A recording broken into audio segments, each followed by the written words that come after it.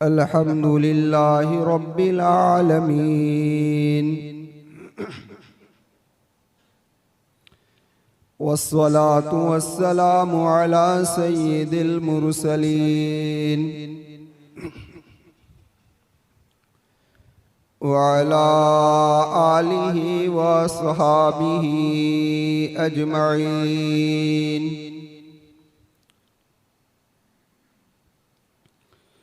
अम्मा बाद फ़क़द क़ाल अल्लाहु तबारक व तआला फ़िल कलामिल मजीद वल फ़ुरक़ानिल हमीद।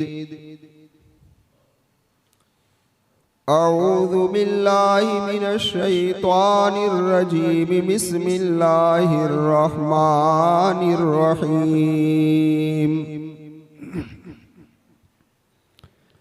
अवलम नुअम्मिरकुम मा यतज़क्करु सदक़ल्लाहुल अज़ीम।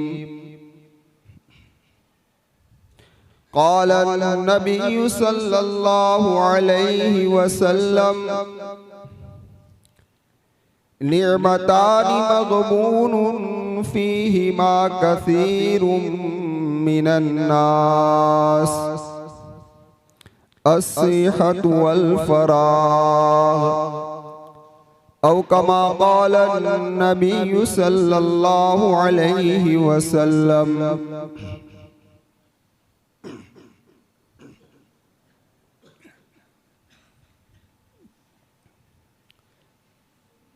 मैं नूर के तड़के में जिस वक्त उठा सोकर अल्लाह की रहमत के दरवाजे खुले पाए।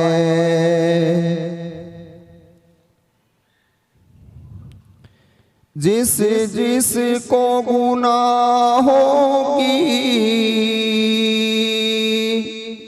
बख्शिश की तमन्ना हो वो अपने गुनाहों की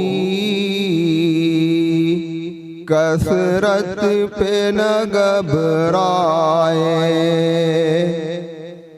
वो माइले तौबा हो मैं माइले बख्शिश हूँ। मैं रहम से बख्शूँगा वो शर्म से पछताए। वो किश्ते तलब बोए मैं बारिश रहमत हूँ। मैं देख नहीं सकता खेती कोई मुरझाए। ये सुन के हुए जारी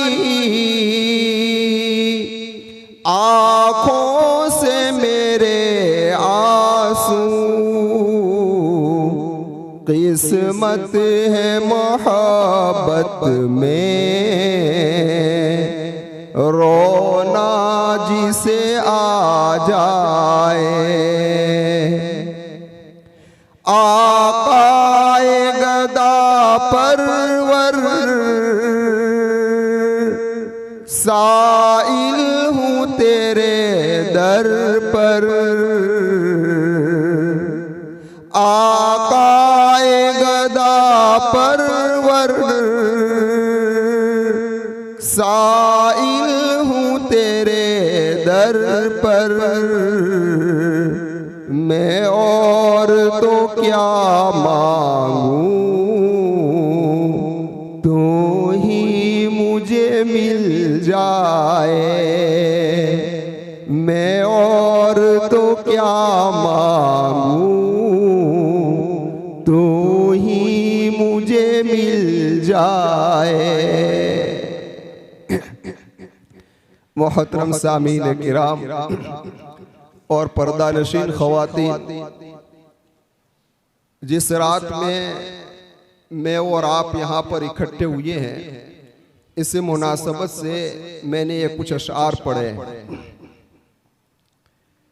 ये बड़ी बाबरकत रात है, बरकत वाली रात है।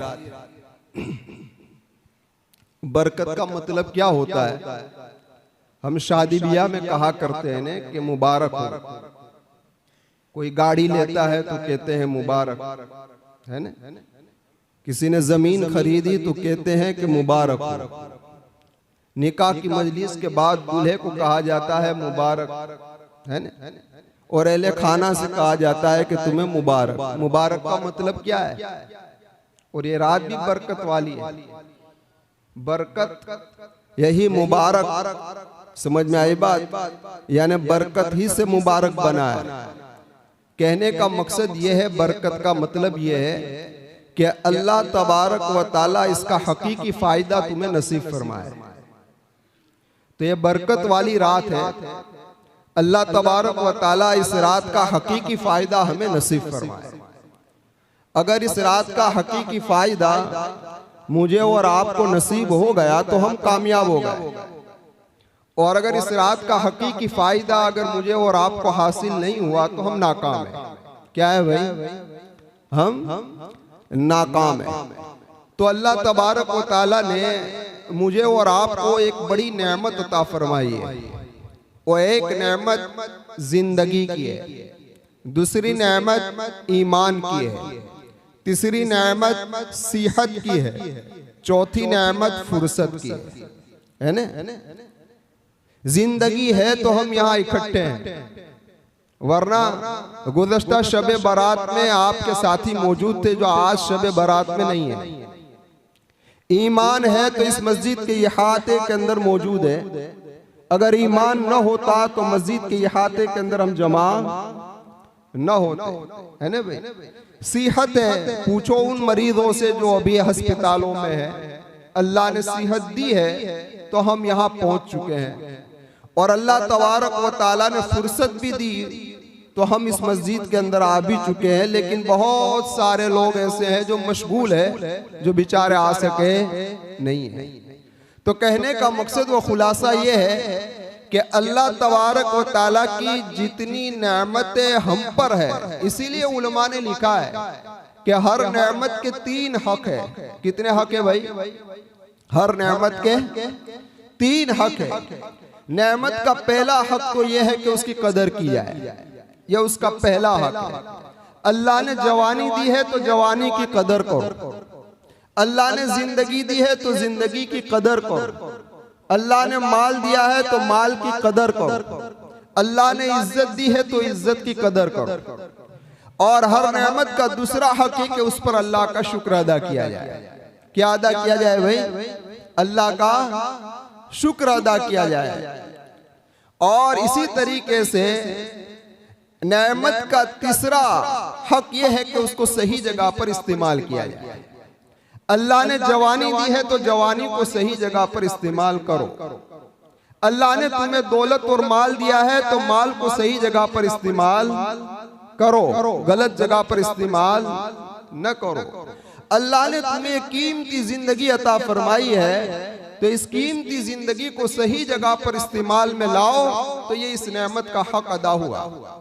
जिस आदमी ने हर नेमत के इन 3 हक को अदा कर दिए वो आदमी कामयाब हो गया।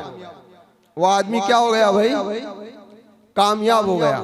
और जिस आदमी ने किसी भी अल्लाह तबारक व ताला की नेमत के ये 3 हक अदा नहीं की तो वो बड़े खसारे में। किसके अंदर है? खसारे में। मुझे शायर साहब की तरह आपको नचवाना तो आता नहीं है भाई, बराबर है? मैं सादी सादी जुबान में बात करूंगा आप लोगों से। खैर, मैं अर्ज कर रहा था आपसे कि मैंने आप हजरात के सामने आकाए मक्की व मदनी मोहम्मद रसूलुल्लाह सल्लल्लाहु अलैहि वसल्लम के फरामीन में से एक फरमान को नकल किया है। देखिए मेरे आका ने क्या फरमाया है। मेरे आका फरमाते हैं नेमतानि मग़बूनुन फ़ीहिमा कसीरुम मिनन नास अस्सिहत वल फराग। दो नेमतें ऐसी है, कितनी नेमतें? दो नेमतें कि अक्सर लोग उसकी कदर करते नहीं है। एक सेहत तंदुरुस्ती और दूसरी तो क्या फुर्सत। अब जरा गौर करें, उलमा हजरात बैठे हैं, जितने भी मुहद्दिसीन गुजरे हैं उन्होंने अपनी किताब के अंदर एक किताब को कायम किया है जिसका नाम रखा किताबुर रिकाक। और किताबुर रिकाक में मुहद्दिसीन उन रिवायतों को लाए हैं कि जिन रिवायतों को सुनकर सुनने वाले के दिल नरम हो जाए, और जब तक दिल नरम नहीं होता वहां तक आंखों से आंसू नहीं आते। क्या कहा? जब तक दिल नरम नहीं होता ना वहां तक आंखों से आंसू नहीं आते, और जब तक आंखों से आंसू नहीं निकलते ना वहां तक काम नहीं बनता। काम उसी वक्त बनेगा जब आंखों से आंसू निकलेंगे, वहां तक, वरना तो काम बनने वाले हैं। जब तक बच्चा रोता नहीं है वहां तक वो अपनी जरूरत को पूरा करता, लेकिन जैसा रोना शुरू कर देता है अपनी जरूरतें खुद ब खुद क्या हो जाती है? पूरी हो जाती है। अल्लाह भी ये चाहता है मेरे बंदो रो, क्या मेरे सामने रो, तुम्हारा रोना मुझे इतना पसंद है कि मैं तुम्हारी जरूरतों को पूरा कर दूंगा। क्या कर देगा अल्लाह तबारक व तआला? तुम्हारी जरूरतें मैं पूरा फरमा दूंगा। तो मैं अर्ज कर रहा था आप लोगों के सामने, कहां बात पूछी थी कारी साहब? कि हर मुहद्दिसीन ने अपनी किताब के अंदर किताबुर रिकाक का बाब कायम किया है, और उसके अंदर वो रिवायतें लाए हैं कि जिसकी वजह से दिल नरम हो जाता है। अब जरा देखें, इसी किताबुर रिकाक को अब्दुल्ला बिन मुबारक रहमतुल्लाह अलैह ने मुस्तकिल किताब लिखी, वकी इब्न जर्राह ने मुस्तकिल किताब लिखी, इमाम अहमद इब्न हम्बल ने मुस्तकिल किताब लिखी, लेकिन जो मकबूलियत अब्दुल्ला बिन मुबारक रहमतुल्लाह अलैह की किताब को हुई है ऐसी मकबूलियत और किसी की नहीं हुई। आपने नाम सुना होगा इमाम बुखारी रहमतुल्लाह अलैह। इमाम बुखारी रहमतुल्लाह अलैह अपनी बुखारी शरीफ के अंदर जब इस किताबुर रिकाक को लाए तो सबसे पहले इसी रिवायत को लाए, इसी रिवायत को लाए इमाम बुखारी। और इमाम बुखारी का अंदाज कुछ निराला है, और जो भी कदम उठाते हैं तो उसमें बहुत बड़ा इशारा होता है। तो हजरत किताबुर रिकाक के अंदर सबसे पहली ये रिवायत लाकर इशारा कर दिया कि सारी दिल को नरम करने वाली अहादीसों में से अगर कोई असल है, अगर कोई जड़ है, अगर कोई बुनियाद है तो ये रिवायत है। निमतानि मग़बूनुन फ़ीहिमा कसीरुम मिनन नास अस्सिहत वल फराग। समझे? तो अब्दुल्ला बिन मुबारक रहमतुल्लाह अलैह, क्योंकि इस रात के मुनासबत से भी कुछ बात अर्ज करनी है मुझे, तो मैं अर्ज कर रहा था कि अब्दुल्ला बिन मुबारक रहमतुल्लाह अलैह ने भी किताबुर रिकाक में नामी एक किताब लिखी, और इस किताब के अंदर इस रिवायत को लाए। ये अब्दुल्ला बिन मुबारक वो ताबी है कि मेरे आका व मौला मोहम्मद रसूलुल्लाह सल्लल्लाहु अलैहि वसल्लम की वफात के 100 साल के आसपास करीबी वक्त के अंदर पैदा हुए हैं, यानी दूसरी सदी के हैं। किसनी सदी के हैं भाई? दूसरी सदी के हैं। इमाम आजम अबू हनीफा रहमतुल्लाह अलैह के हम असर है, लेकिन इब्तिदाई जिंदगी अच्छी नहीं थी। इब्तिदाई जिंदगी अच्छी नहीं थी, दीन से कोई ताल्लुक नहीं था, इल्म से कोई ताल्लुक नहीं था, गाना बजाना मशगला था। यह वाकया इसलिए सुना रहा हूं कि आज की रात है, जिस तरीके से अब्दुल्ला बिन मुबारक रहमतुल्लाह अलैह के दिल के अंदर चोट लगी और उन्होंने अपनी जिंदगी को तब्दील कर दिया, काश के मुझे और आपको भी ऐसी कोई चोट लग जाए कि जिसकी बिना पर हमारी जिंदगियां तब्दील हो जाए। ये असल चीज है। असल चीज ये है कि इंसान अपनी जिंदगी को तब्दील करे, वरना मेरा कहना और आपका सुनना, हम कहते रहे आप सुनते रहे, मेरे कहने की वजह से मेरी जिंदगी में कोई तब्दीली नहीं आई तो मेरा कहना बेकार है। और आप लोगों के सुनने से आप लोगों की जिंदगी में तब्दीली नहीं आई तो आप लोगों का सुनना बेकार है। असल जिंदगी को तब्दील करना ये असल चीज है। मैं अर्ज कर रहा था, अब्दुल्ला बिन मुबारक रहमतुल्लाह अलैह बड़े मालदार थे, गाना बजाने वाले थे, साथ साथ में पीने पिलाने वाले भी थे। और आप जानते हैं कि जब माल होता है ना, तो माल के वक्त आपका बहुत बड़ा बाग था सेब का, और जब सेब की मौसम आई, जैसे आम की मौसम आती है ना, तो जो साहिब माल होता है वो अपने दोस्तों को इकट्ठा करता है, जमा करता है, चलो रात को पार्टी करेंगे।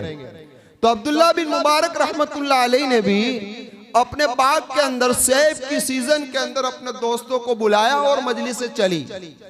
पीना पिलाना का दौर चल रहा है, म्यूजिक बजाया जा रहा है, सब कुछ हो रहा है, लेकिन उसी दरमियान के अंदर बजाने का जो आला था बजा रहे थे और नींद आ गई। क्या हो गई? नींद आ गई। ये बजाने का आला गिर गया। आप जब बेदार हुए तो ये बजाने के आले को बजाना चाह, लेकिन बजा नहीं। काफी कोशिश की लेकिन बजा नहीं। जब बजा नहीं ना, तो अब अल्लाह तबारक व तआला अब्दुल्ला बिन मुबारक रहमतुल्लाह अलैह को हिदायत देना चाहते थे।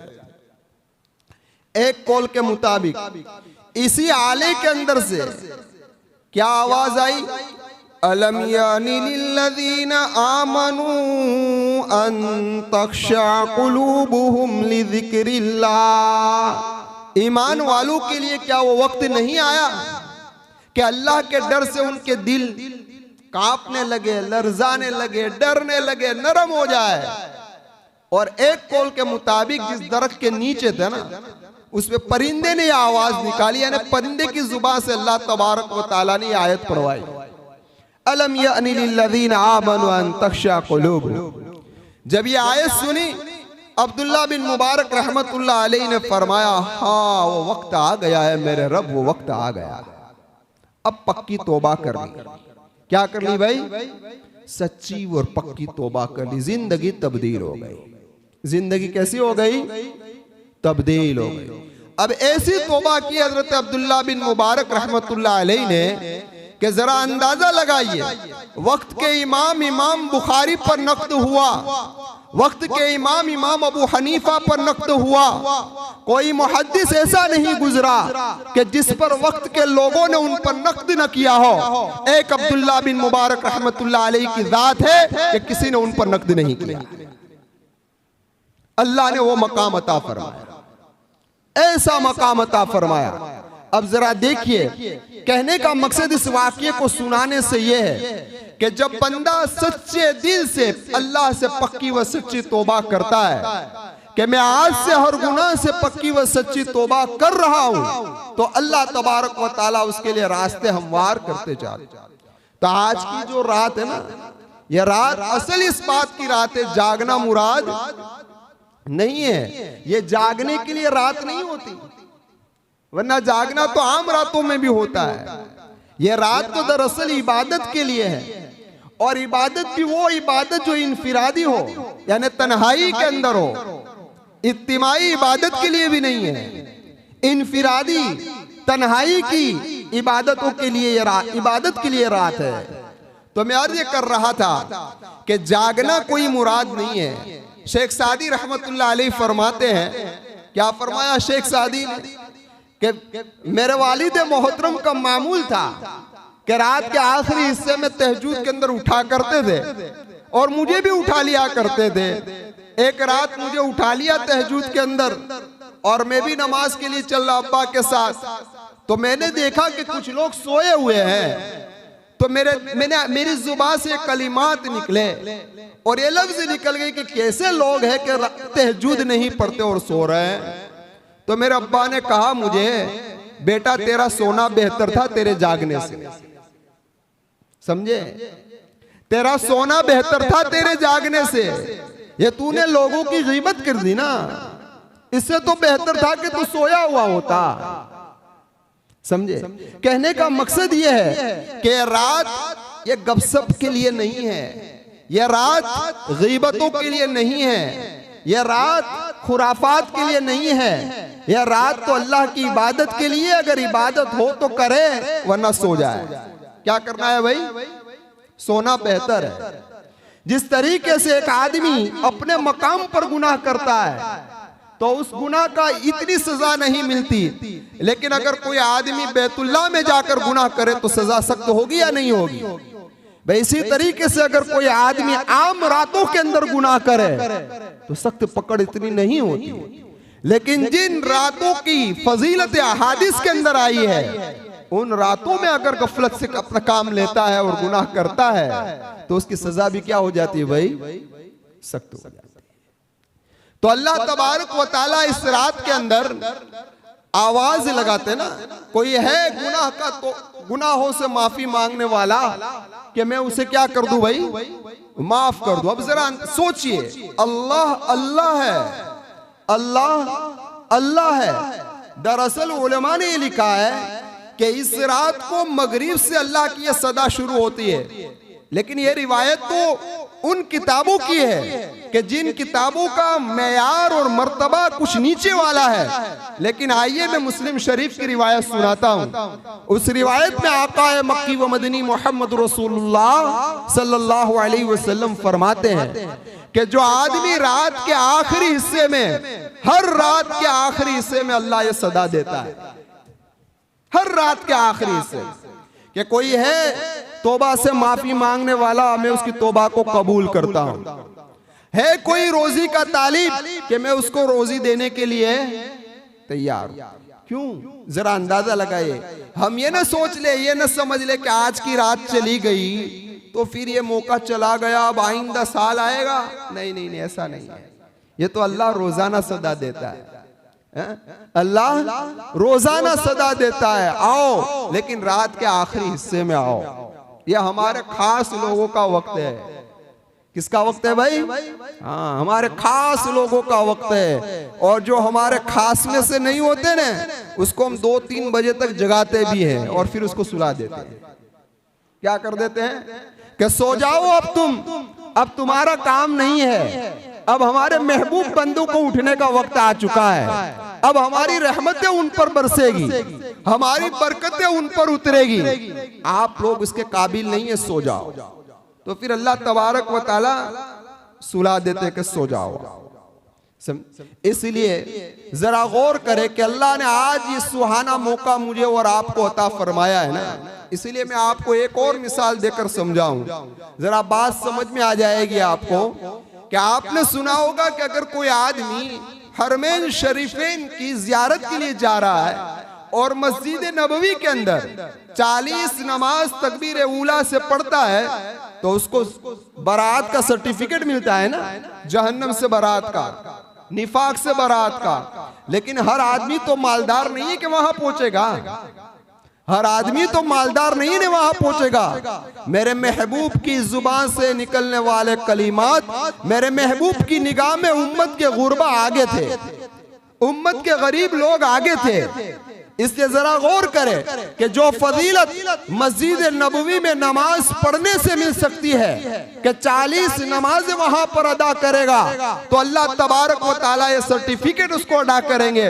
अगर कोई मकाम में लेकर 40 दिन इसकी पाबंदी करेगा तो अल्लाह ये सर्टिफिकेट अता कर देगा, कर देता है नहीं? तो जो वहां मिलता है वो यहां भी मिलता है, जो इस रात को मिलता है वो हर रात को भी मिलता है। लेकिन हम गाफिल हैं। हम क्या है भाई? हम क्या है? हम गाफिल हैं। तो मैं अर्ज कर रहा था आपसे कि आकाए मक्की व मदनी मोहम्मद रसूलुल्लाह सल्लल्लाहु अलैहि वसल्लम की ये हदीस, उस पर जरा गौर करिए। और अब्दुल्ला बिन मुबारक रहमतुल्लाह अलैहि की जिंदगी जो तब्दील हुई ना, तो अब जरा देखे, बड़े मालदार थे। और आप जानते हैं एक एक दस्तरखान में 15 किस्म के खाने रहते थे। एक ही वक्त के अंदर अल्लाह ने इतना माल दिया था। सहन इतनी लंबी चौड़ी थी कि जिसके बिना पर हर वक्त भरी रहती थी। या तो इल्म हासिल करने के लिए आते थे लोग, या आपसे मदद लेने के लिए आते थे, लेकिन कभी दरवाजा बंद नहीं किया, कभी दरवाजा बंद नहीं किया। देते रहे, देते रहे। और इतना दिया कि एक वक्त भी आ गया। क्या वक्त आया फिर सुनाता हूं, लेकिन जरा आप सोचे इस बात पर कि आपने जब अपना असली वतन छोड़कर बगदाद तशरीफ लाए और बगदाद के अंदर एक छोटा सा मकान बनाया और नमाज के लिए तशरीफ लाते मकान पर चले जाते। किसी ने पूछा अब्दुल्ला बिन मुबारक ये हाल आपने अपना बना लिया, अब मेरे कमरे में मैं हूं और मेरा मोहम्मद सल्लल्लाहु अलैहि वसल्लम है, यानी हदीस रसूल है और कोई चीज मेरे पास नहीं है। जब यह मकाम मिला ना तो जब आए हारून रशीद की बादशाहत है और जब उसके शहर के अंदर दाखिल हो रहे हैं, हारून रशीद अपनी बीवी के साथ फसील पर बैठा हुआ है और उस वक्त ये कह रहा था कि उसको आवाज सुनाई दी, इतनी तेज आवाज सुनाई दी कोई बड़ा लश्कर आ गया हो। हारून रशीद बेचैन और बेकरार हो गया तो उस वक्त तहकीक के लिए भेजा, कौन आया है हमारे शहर के अंदर? तो किसी ने कहा कि अब्दुल्ला बिन मुबारक आए हैं। क्या आए हैं? अब्दुल्ला बिन मुबारक आए हैं। ये अब्दुल्ला बिन मुबारक उलमा ने लिखा है कि अब्दुल्ला बिन मुबारक ने उस वक्त छींक खाई थी और इस छींक में कहा था अल्हम्दुलिल्लाह। तो लोगों ने जवाब यरहमुकुल्लाह से इतना दिया कि जिसका शोर इतना मचा कि हारून रशीद का बंगला क्या करने लगा। ये अल्लाह मकाम देता है, ये अल्लाह मकाम व मर्तबा देता है। खैर तो बीवी करीब में थी, कहने लगी आपकी बादशाहत क्या बादशाहत है? बादशाह तो ये लोग हैं, बादशाह तो ये लोग हैं कि जिनकी छींक पर मुल्क हिलने लगता है, शहर हिलने लगता है, ये लोग बादशाह है। तो मैं अर्ज ये कर रहा था, अल्लाह तबारक व ताला के सामने जब कोई बंदा सच्ची और पक्की तौबा करता है तो अल्लाह को इतनी पसंद आ जाती, इतनी पसंद आ जाती है कि अल्लाह उसकी जिंदगी को संवार देता है। तो हम लोग अपनी जिंदगी संवारना चाहते या नहीं चाहते हैं ना? हाँ, समझ में आई बात? वरना देखिए भाई, मोहब्बत का दावा करना आसान है, मोहब्बत का दावा करना आसान है, मोहब्बत के तकाजों पर चलना मुश्किल है ना? मैं आपसे कहूं कि मुझे आपसे मोहब्बत है, ये कह देना बहुत आसान है, लेकिन मैं आपके कहने के मुताबिक मेरी जिंदगी को गुजारूं बहुत मुश्किल है। जिस तरीके से हमारे अजीज ने अभी जो अशआर पढ़े, उस अशआर को सुनकर हमारा दिल क्या होने लगा? कौन हिलने लगा ना। मेरे आका व मौला मोहम्मद रसूलुल्लाह की मोहब्बत हमारे दिलों के अंदर यानी उभरने लगी और न जाने किसी की आंखों में आंसू भी आ गए मोहब्बत की वजह से। कोई तड़पने लगा, कोई है ना भाई, क्यों? ये मोहब्बत की वजह से। लेकिन काश के ये मोहब्बत इत्तिबा के अंदर तब्दील हो जाए। किसके अंदर? इत्तिबा के अंदर। एक वाकया याद आ गया, सुना देता हूं। हजरत मौलाना शफी साहब रहमतुल्लाह अलैह हरमैन शरीफैन के सफर में गए। कहाँ गए? हरमैन के सफर में गए। जरा गौर से सुनना इस वाकये को। हजरत जब सफर के अंदर गए हैं, अल्लाह वालों का ये हमेशा मामूल रहा है कि वो नबी करीम सल्लल्लाहु अलैहि वसल्लम के रोज़ा अक़दस के बिल्कुल करीब नहीं जाते, कभी नहीं जाते, दूर रहते हैं अदब की वजह से। किसकी वजह से? अदब की वजह से। हाँ, ये अदब है। इसलिए किसी शायर ने कहा है, तेरी नजरों से नजरों का मिलाना भी है बेअदबी, तेरे दरबार में पलके उठाना भी है बेअदबी। मेरे महबूब की नजरों के सामने नजर का मिलाना भी क्या है? कौन? बेअदबी। सहाबा मेरे आका के सामने बैठते थे, उनकी निगाहें नीची हुआ करती थी। समझ में आई बात? तो शायर यही कह रहा है, तेरी नजरों से नजरों का मिलाना भी है बेअदबी, तेरे दरबार में पलके उठाना भी है बेअदबी।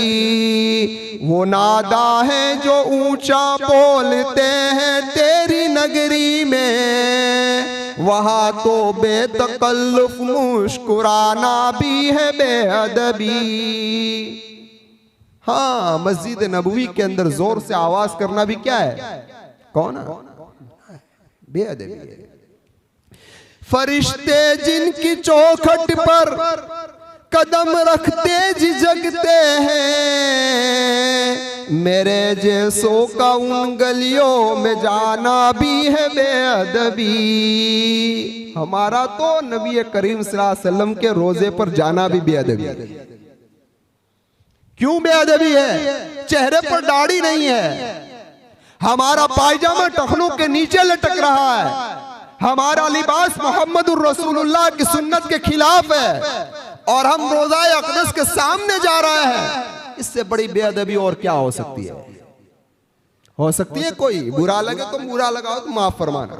हाँ हाँ, ये बिल्कुल बेअदबी है। इसलिए अल्लाह वाले कभी मोहम्मद रसूलुल्लाह सल्लल्लाहु अलैहि वसल्लम के रोजे के करीब नहीं जाते, अदब के तकाजे के बिना पर दूर खड़े रहते हैं। हजरत मौलाना शफी साहब रहमतुल्लाह अलैह फरमाते हैं, मैं दूर खड़ा खड़ा मेरा आका व मौला मोहम्मद रसूलुल्लाह सल्लल्लाहु अलैहि वसल्लम पर दुरूद व सलाम पढ़ रहा था, लेकिन मैंने कुछ लोगों को देखा कि वो आका के रोजे को चिमट रहे हैं और चिमट चिमट कर दुरूद व सलाम पेश कर रहे हैं। तो मेरे दिल के अंदर एक ख्याल आया, एक ख्याल आया, ए शफी तू कितना महरूम है, तू कितना महरूम है कि ये लोग नबी के रोजे की जाली को छू रहे हैं और नबी को दुरूद व सलाम पेश कर रहे हैं और तू दूर से दुरूद व सलाम पेश कर रहा है। यही ख्याल मेरे दिल के अंदर आया। रोजे से आवाज आई, ए शफी इस बात को सुन लो,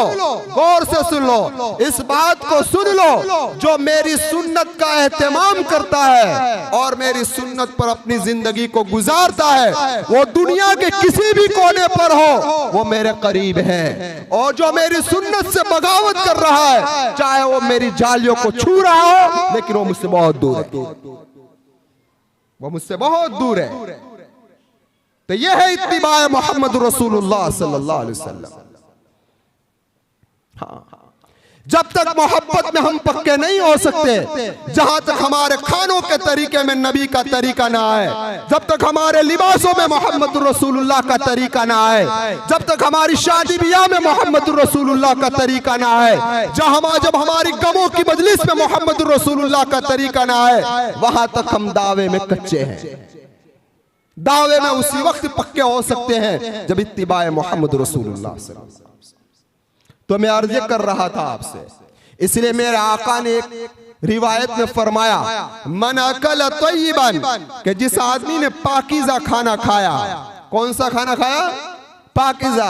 वही इब्राहिम बिन अदहम रहमतुल्लाह अलैह, बड़े अल्लाह वाले गुजरे, बड़े अल्लाह वाले हैं। हाँ, लेकिन क्या हुआ था? सफर हज के अंदर है, सफर हज के अंदर खजूर खरीदने के लिए गए ना, तो कुछ खजूरें नीचे गिर गई। हजरत को ऐसा महसूस हुआ कि खजूर मेरी गिरी हुई है। जरा गौर से सुनना, हजरत को ऐसा हुआ कि खजूर मेरी गिरी हुई है। तो इब्राहिम बिन अदहम रहमतुल्लाह अलैह ने इस खजूर को उठाया और खा लिया। और उसके बाद जब मस्जिद अक्सा पहुंचे ना, मस्जिद अक्सा पहुंचे, तो उस वक्त का ये मामूल था कि मस्जिद अक्सा को असर की नमाज के बाद बंद कर दिया जाता था। हाँ, सारी मस्जिद खाली कर दी जाती थी। हाँ, जो सखरा है ना, उस सखरे के नीचे एक मर्तबा इब्राहिम बिन अदहम रहमतुल्लाह अलैह सारी मस्जिद खाली हो गई, तो आप सखरा जो पत्थर है उसके नीचे बैठ गए छुप कर।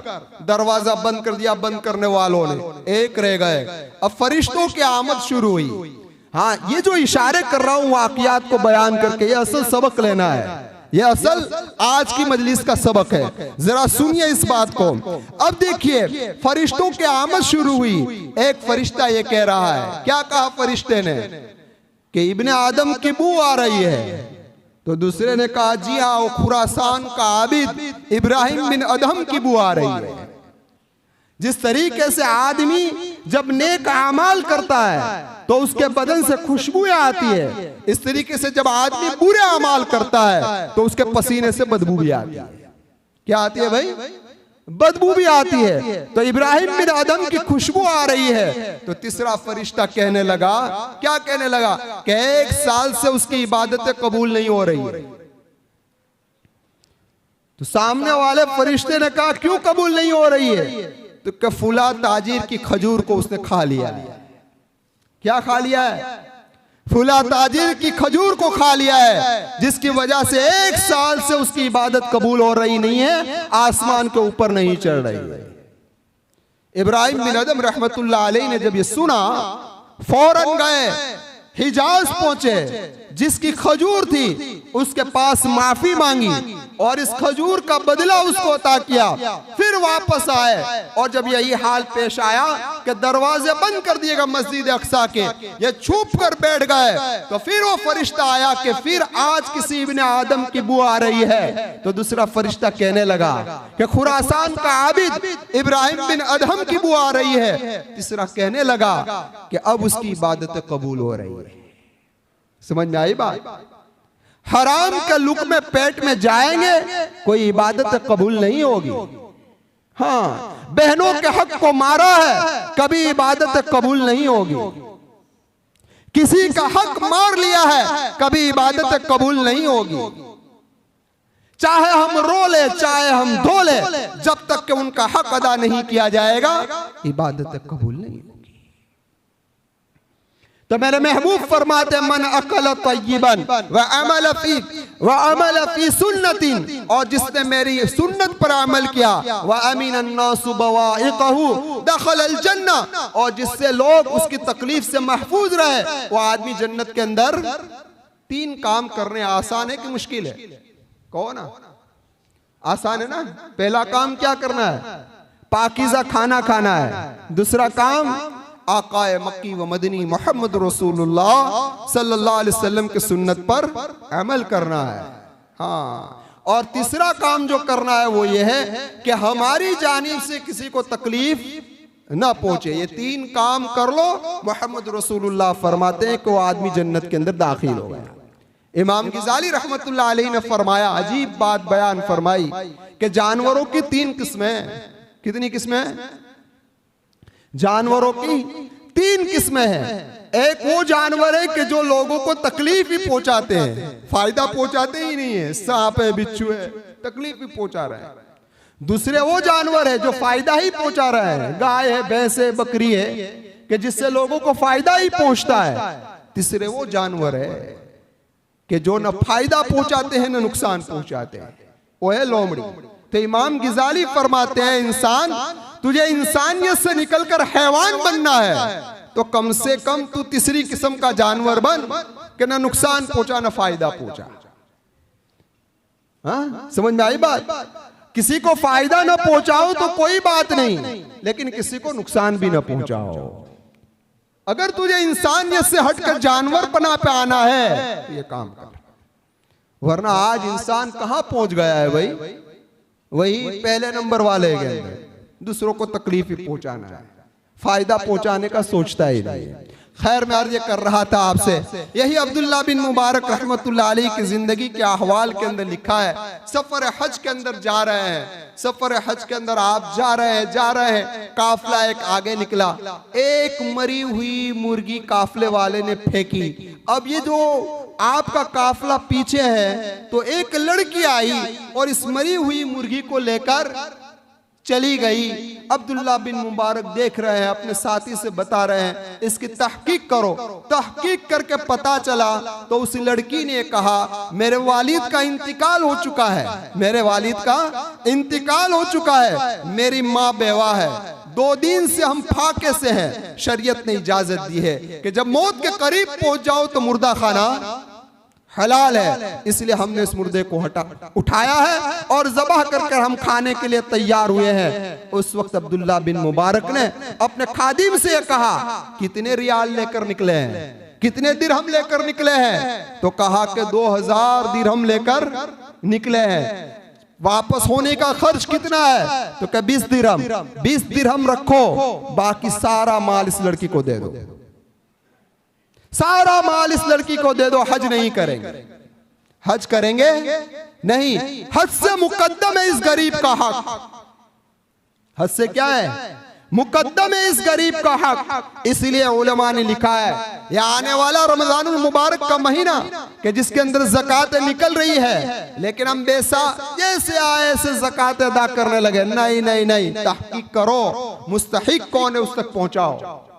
आपको पता है जो मुस्तहिक होता है ना, उस तक जब तुम्हारी रकमें पहुंचेगी ना, तो उसकी वजह से उसके दिल की गहराइयों से एक दुआ निकलेगी। इसीलिए शाह फहद ने जब लोगों को इकट्ठा किया था और अपने कुर्बो जवार के ममालिक के बड़े बड़े मेंबरों को जमा किया था, उस वक्त शाह फहद ने एक वाकया सुनाया था कि मेरे वालिद मोहतरम शाह अब्दुल अजीज का वाकया उसने सुनाया कि मेरे वालिद मोहतरम शाह अब्दुल अजीज का यह मामूल था कि वो आम पार्लियामेंट किया करते थे। सारे लोग वहां पर जमा होते थे और हर आदमी को यह दरख्वास्त होती थी कि वो अपनी जरूरत को मेरे सामने पेश करे। एक बूढ़ी औरत आई, क्या कहा? एक बूढ़ी औरत आई और उस औरत ने आकर शाह अब्दुल अजीज से कहा कि मेरी फुला फुला जरूरतें हैं। शाह अब्दुल अजीज ने उसकी सारी जरूरतों को पूरा कर दिया, सारी जरूरतें उसकी पूरी कर दी। सारी जरूरतें पूरी हुई। यह औरत जब जा रही ना तो रोती हुई जा रही है और जुबान से कलीमा निकालती गई, क्या? कि तेरे लिए अल्लाह जमीन के खजाने खोल दे। यह उस दुआ की बरकत थी। उस वक्त सऊदी के अंदर पेट्रोल वजूद में नहीं आया था, पेट्रोल के कुएं जाहिर नहीं हुए थे। इस औरत की दुआ लगी कि सऊदी की जमीनों से पेट्रोल के कुएं नमूदार हुए। पता चला हकीकी जरूरतमंद तक अगर हमारी ज़कात पहुंचेगी, अगर हमारा माल पहुंचेगा, अगर हमारा रुपया पहुंचेगा, दिल की गहराइयों से उनकी दुआएं निकलेगी और ये दुआ हमारी जिंदगी को तब्दील कर देगी। तो ये असल चीज है, ये असल चीज है। इससे तिरमिज़ी शरीफ की एक रिवायत है, वो मैं आप हजरात के सामने पेश करता हूं। आका मक्की व मदनी मोहम्मद रसूलुल्लाह सल्लल्लाहु अलैहि वसल्लम ने फरमाया, क्या फरमाया मेरे आका ने? मेरे आका फरमाते हैं, क्या तुम उस फकीरी का इंतजार करते हो कि जो तुमको भुला दे? यानी कहने का मकसद अल्लाह के रसूल सल्लल्लाहु अलैहि वसल्लम का यह है, मेरे महबूब ये फरमा रहा है कि अल्लाह तबारक व तआला ने तुम्हें आज जो माल दिया है तो इस माल की कदर कर लो, इस माल की कदर कर लो, उसके मुस्तहिकीन तक पहुंचाओ, बेवाओं तक पहुंचाओ, यतीमों तक पहुंचाओ, मिस्कीनों तक पहुंचाओ, जरूरतमंदों तक पहुंचाओ। आज अल्लाह ने तुम्हें जो माल दिया है, इस माल का हक तुमने अदा नहीं किया तो याद रखो वो अल्लाह जो देना चाहता है वो लेना भी चाहता है। जो अल्लाह दे सकता है वो अल्लाह ले भी सकता है, वो छीन भी सकता है, वो अल्लाह है। जिसने करोड़ोंपति को करोड़पति वक्त में ही बना दिया है, वो अल्लाह है। तो मेरा महबूब फरमा रहा है, आकाए मक्की व मदनी मोहम्मद रसूलुल्लाह सल्लल्लाहु अलैहि वसल्लम ने कलीमा फरमाया, क्या तुम उस फकीरी का इंतजार कर रहे हो कि जो तुमको भुला दे, यानी जिसकी वजह से तुम्हारी मालदारी खो जाए? और मेरे महबूब ने आगे एक कलीमा भी कहा, क्या तुम उस गिना का यानी उस मालदारी का इंतजार कर रहे हो जो तुम्हें सरकश कर दे?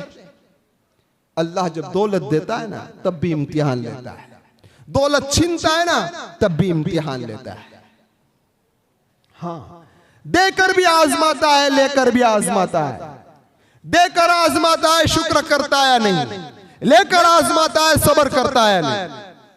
हाँ, लेकिन आदमी के पास जब दौलत आती है ना तो उस वक्त क्या होता है, सुन लीजिए ये भी, उस वक्त ये सोचता है मेरी तिजारत है ना, इसको मैं कुछ डेवलप कर लूं, उस पर थोड़ा मुतमईन हो जाऊं, कुछ मजबूत हो जाऊं, उसके बाद में नमाज़ों शुरू कर दूंगा, उसके बाद में कुरान करीम की तिलावत शुरू कर दूंगा, बच्ची की शादी हो जाए उसके बाद में हज कर लूंगा। अभी नहीं, अभी हज फर्ज हो चुका है, लेकिन अभी मुझे हज नहीं करना है क्योंकि मेरी लड़कियों की शादी बाकी है, मेरे लड़कों की शादी बाकी है, इसलिए अभी मुझे हज नहीं करना है। याद रखे, जो आदमी दीन के कामों को टालेगा और दुनिया के कामों को मुकद्दम करेगा, अल्लाह उसके दुनिया के कामों को मुअख्खर ही करता जाएगा। हाँ, अगर तुम तुम्हारे दुनिया के कामों को बनाना चाहते हो तो आखिरत के कामों को मुकद्दम रखो, अल्लाह तबारक व तआला तुम्हारे दुनिया के कामों को आसान करता जाएगा। लेकिन आदमी क्या चाहता है? आदमी ये चाहता है कि पहले मेरी दुनिया बन जाए, फिर मैं आखिरत की फिक्र करूंगा। कभी उसकी दुनिया बनने वाली नहीं और कभी आखिरत उसकी आने वाली नहीं। यहां तक कि मौत के मुंह के अंदर क्या हो जाएगा भाई? ये पहुंच जाएगा। इसलिए आका ने फरमाया कि ऐसे गिना, ऐसी मालदारी का इंतजार कर रहे हो कि जो तुम्हें सरकश कर दे, कि तुम यही ख्याल के अंदर रहो कि मैं ये हो जाएगा, ये हो जाएगा, उसके बाद सवर जाऊंगा, उसके बाद सवर जाऊंगा, यहां तक के टालते टालते तुम मौत के हवाले हो जाओ। फिर आका ने आगे क्या फरमाया? आका मक्की व मदनी मोहम्मद रसूलुल्लाह सल्लल्लाहु अलैहि वसल्लम ने फरमाया, क्या तुम ऐसी बीमारी का इंतजार कर रहे हो? हाँ, क्या आदमी जब सेहतमंद होता है ना, तब सेहत की कदर करता नहीं है। जब कामों को टालता है, नौजवान भी ये करता है। नौजवान क्या कहता है? ओहो, अभी तो बुढ़ापा आने के लिए देर है। क्या कहता है भाई? अभी बुढ़ापा आने का बहुत देर है, अभी जवानी है, जवानी में मजे ले लो, सारी ख्वाहिशात पूरी कर लो, सारी तमन्नाएं पूरी कर लो। अरे जवानी इसलिए अल्लाह ने नहीं दी मेरे लाल, जवानी किस लिए दी अल्लाह ने? किसी खाकी पे मत कर खाक अपनी जिंदगानी को, जवानी कर फिदा उस पर कि जिसने दी जवानी को। जवानी तो अल्लाह के ऊपर फिदा करने के लिए है, जवानी इन परियों पर फिदा करने के लिए नहीं है, जवानी मोबाइल पर फिदा करने के लिए नहीं है, जवानी तो अल्लाह पर फिदा करने के लिए है, जवानी तो मोहम्मद रसूलुल्लाह के तरीके पर लगाने के लिए है। और इस जवानी की अगर कदर नहीं की, तुम ये चाहते हो कि बुढ़ापे में सवर जाएंगे, तौफीक का दरवाजा कब बंद होता है कोई कहकर नहीं आता। हाँ, इसलिए आदमी ये सोचता है, आप देखिए बस जुमा से मैं नमाज को शुरू कर दूंगा, कल से मैं तहज्जुद गुजार बन जाऊंगा, कल से मैं कुरान करीम की तिलावत शुरू कर दूंगा। ये कल कल कल होती रहेगी, कल कभी आएगी? आती है, होता है ना ऐसा। मौलाना आज जुम्मा से तो 5 टाइम नमाज चालू करी देवी छे, वो थई जाए नहीं होती। ये शैतान, ये शैतानी क्या है? बस। इसलिए आका ने फरमाया, मेरे महबूब ने फरमाया, क्या तुम बुढ़ापे का इंतजार कर रहे हो? किसका? अल्लाह के महबूब ने क्या फरमाया? क्या तुम बुढ़ापे का इंतजार कर रहे हो? इसीलिए मैंने खुतबे के अंदर आयत करीमा पढ़ी, अवलम नुअम्मिरकुम मा यतज़क्करु फीहि मन तज़क्कर वजाअकुमुन नज़ीर। अल्लाह क़यामत के मैदान के अंदर पूछेगा, हम सब से पूछेगा, क्या हमने तुम्हें इतनी उम्र नहीं दी थी कि जिसके अंदर तुम सवरना चाहो तो सवर जाओ? इतनी उम्र नहीं दी थी। अल्लाह पूछेगा क़यामत के मैदान में, हमने तुम्हें इतनी उम्र दे दी थी। अब उलमा ने यहाँ पर बहस छेड़ी है कि वो उम्र कितनी है कि जिस तक पहुंचने पर क़यामत के मैदान में अल्लाह कोई उज़्र कबूल नहीं करेगा। अगर अल्लाह ने पकड़ कर ली तो वो उम्र कौन सी है? फरमाया, अवलम नुअम्मिरकुम मा यतज़क्करु फीहि मन तज़क्कर वजाअकुमुन नज़ीर। अल्लाह फरमाता है, मुहद्दिसीन ने खुसूसन हजरत अब्दुल्लाह बिन अब्बास रज़ियल्लाहु ताला अन्हुमा का एक कौल ये है कि अगर किसी बंदे को 60 साल की उम्र मिल गई, कितने साल की? 60 साल की उम्र मिल गई, फिर क़यामत के मैदान में उसका कोई उज़्र कबूल नहीं होगा। हमने तुझे 60 साल दिए थे, तू अगर चाहता तो अपनी जिंदगी को संवार लेता, तू अगर चाहता तो अपनी जिंदगी को बना लेता। इतनी उम्र का हिस्सा मिल गया, फिर भी तूने अपने आप को न संवारा, तो अब हम तेरा कोई उज़्र कबूल नहीं करेंगे। हाँ, एक कौल तो यह है कि 18 साल की उम्र, कितनी? 18 साल। 18 साल मिल गए, फिर अल्लाह क़यामत के मैदान में कोई उज़्र कबूल नहीं करेगा। और यही हजरत अब्दुल्लाह बिन अब्बास रज़ियल्लाहु ताला अन्हुमा का दूसरा कौल ये है, 40 साल की उम्र। कितने साल की? हाँ, इसलिए अहले मदीना का मामूल था, अहले मदीना 40 साल की उम्र को पहुंच जाते तो बिस्तर को लपेट कर रख देते थे कि अब सोने के दिन गए, अब अल्लाह के सामने इबादत के दिन आ गए। किसके दिन आ गए? और यहां तो हम 40 साल के बाद दुनिया के पीछे और जम जाते हैं, है ना, और हवस बढ़ जाती है। इसलिए आदमी जब बड़ा होता है तो 2 चीजों की हवस और बढ़ जाती है, एक उम्र की ना, और एक माल की, ये हवस उसको और बढ़ जाती है। जो उम्र बढ़ती है ये हवस बढ़ने लगती है, जरा अंदाजा।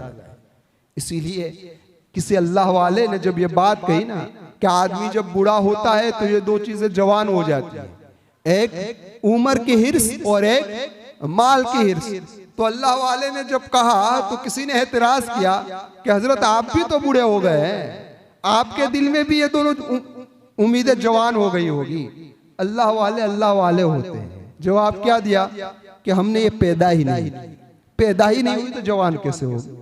जवान तो उस वक्त होगी ना जब पैदा हो, हमने पैदा ही नहीं किए, इससे जवान हमारे नहीं होते, लेकिन हम जैसे नाअहलों की हो जाती।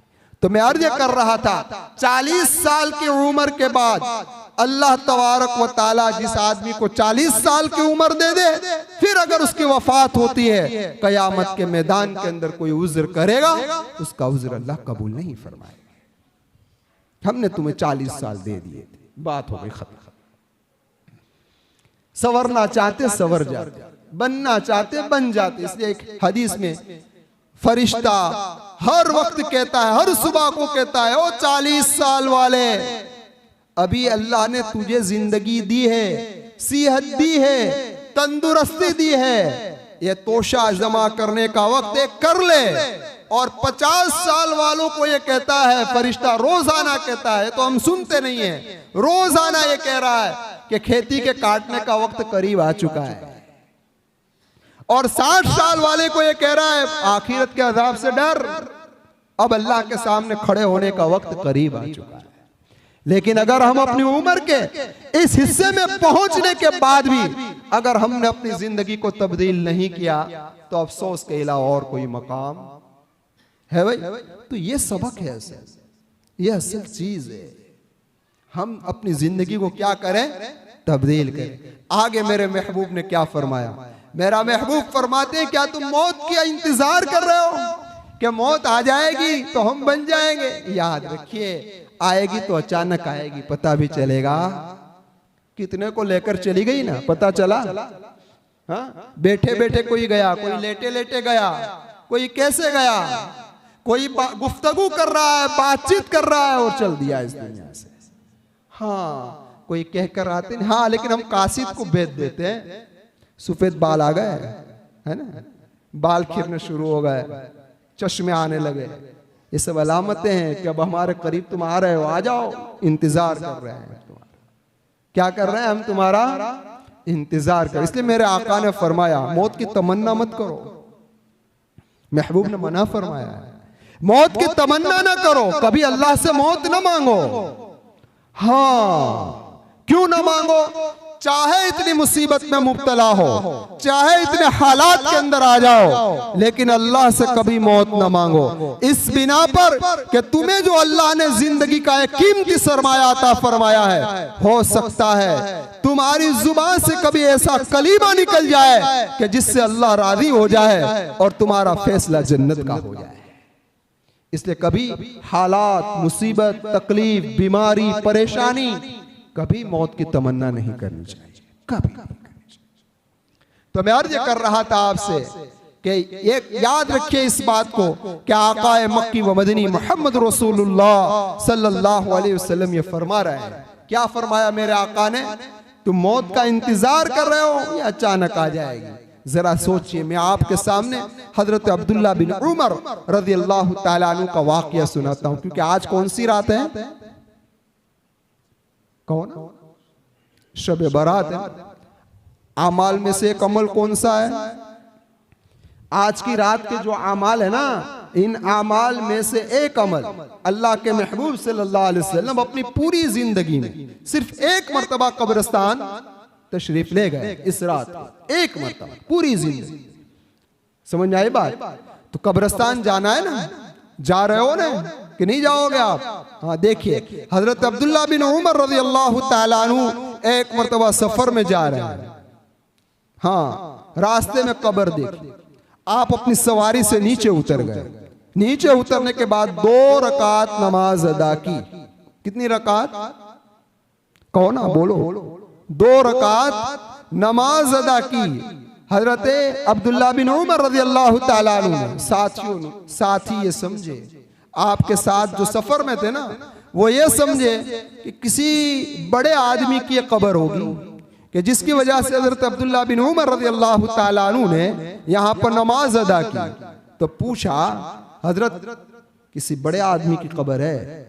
तो हजरत अब्दुल्ला बिन उमर रज़ियल्लाहु ताला अन्हु ने फरमाया, नहीं नहीं नहीं, किसी बड़े आदमी की कब्र नहीं है। इस कब्र वाले को देखकर मुझे ये बात याद आ गई कि मेरे पास वक्त है मैं 2 रकात पढ़ने का, इस कब्र वाले के पास वक्त नहीं है। इस कब्र वाले के पास 2 रकात पढ़ने का वक्त नहीं है, मेरे पास वक्त है कि मैं 2 रकात पढ़ सकता हूं। तो इस कब्रिस्तान में जाने का मकसद यह है कि हमारी आखिरत जिंदा हो। अगर कब्र को देखने के बाद भी इंसान को अपनी कब्र याद नहीं आ रही है, कब्रिस्तान में जाने के बाद अल्लाह के सामने खड़ा होना याद नहीं आ रहा है, तो उस आदमी को अपनी जिंदगी पर अफसोस करना चाहिए। हाँ, अफसोस करना चाहिए उसे। लेकिन अफसोस है जिस माँ बाप ने उसे कमा कमा कर, जिस माँ बाप ने न दिन देखा न रात देखी, जिस माँ बाप ने अपने पसीने को बहा बहा कर, खेती को बागात को बना बना कर इस नौजवान के हवाले कर दिया। आसो माँ बाप कब्रों के हवाले हो चुके हैं, मटियों के नीचे दबे हुए हैं, लेकिन जवान को कभी परवाह भी नहीं है कि मैं अपने माँ बाप की जियारत के लिए जाऊं। हाँ, आपने सुना होगा, किताबों के अंदर लिखा है कि मरने वाला जब इस दुनिया से चला जाता है ना, तो कब्र के अंदर अपने मुतालिकीन से इस तरीके से उम्मीद जमाए हुआ होता है, काश के मेरे मुतालिकीन मेरी मगफिरत की दुआएं करें। हाँ, तड़प रहा है जिस तरीके से एक पानी में डूबने वाला उम्मीदों को लेकर बैठा होता है, एक पानी में डूबने वाला जिस तरीके से निदाएं लगाता है कि आए कोई मेरा हाथ पकड़ ले, कोई मेरी मदद के लिए आ जाए, इस तरीके से कब्र में सोने वाला इस इंतजार में होता है, काश के मेरा बेटा आ जाए और मेरे लिए मगफिरत की दुआ करे। लेकिन भूल गए, सब भूल गए, माँ के एहसान भी भूल गए, बाप के एहसान भी भूल गए, भाइयों के एहसान भी भूल गए, बीवियों के एहसान भी भूल गए, शोहर के एहसान भी भूल गए। न कोई पढ़कर बख्शता है, न कोई साले सवाब करता है। दी तो उसे हुई थी ना, यही माँ बाप का कमाया हुआ था ना, कि किसी और का था। और अगर तूने तेरी मेहनत से कमाया है तो तेरी मेहनत के पीछे तेरे माँ बाप की दुआ है, याद रख। माँ बाप की दुआ के बगैर कोई आगे नहीं बढ़ सकता। यह ऐसा ताल्लुक है जो बगैर गर्ज वाला ताल्लुक है। लेकिन आज हम अपनी दौलत की मस्ती के अंदर, माल की हिर्स के अंदर, माल की मोहब्बत के अंदर इस कदर खोए हुए हैं कि हम अपने मरहुमीन को भी आज भूल गए। ये तो हजरत अब्दुल्ला बिन उमर रज़ियल्लाहु ताला अन्हु फरमाते हैं, उसके पास वक्त नहीं है, मेरे पास वक्त है, मैं क्यों न 2 रकात पढ़ूं। आकाए मक्की व मदनी मोहम्मद रसूलुल्लाह सल्लल्लाहु अलैहि वसल्लम एक मर्तबा कब्रिस्तान के करीब से गुजरे, तो उस वक्त सहाबा से फरमाया, ऐ मेरे सहाबा, ये जो तुम 2 रकात टूटी फूटी पढ़ लेते हो ना, उसका मकाम क्या है तुम जानते हो? सहाबा ने फरमाया, नहीं अल्लाह के महबूब सल्लल्लाहु अलैहि वसल्लम, मेरे महबूब ने फरमाया कि इस कब्र वाले को पता है कि इसकी कीमत क्या है, इसकी कदर क्या है। वो पढ़ना चाहता है लेकिन पढ़ सकता। तो नौजवानों, अल्लाह ने जवानी दी है, अल्लाह ने जिंदगी दी है, सिर्फ यही रात मस्जिद आबाद रहे। हाँ, ये हमारी मस्जिद, हमारा इलाका, इतने घर मुसलमानों के और मस्जिद वीरान हो। अफसोस की बात है। किसकी बात है भाई? अफसोस। पढ़ेंगे नमाज इंशाअल्लाह। शायद आप सो गए लगते हैं। हा? मैंने तो आपको बुलाया नहीं, लेकिन मेरी तो आदत है जूनागढ़ में बुलाता ही रहता हूँ, लेकिन यहाँ आप लोगों को बुलाया मैंने नहीं, मैं ही बोलता रहा। वरना जूनागढ़ वाले 2-3 है, पूछ लेना इनसे, मैं बुलाता ही रहता हूँ।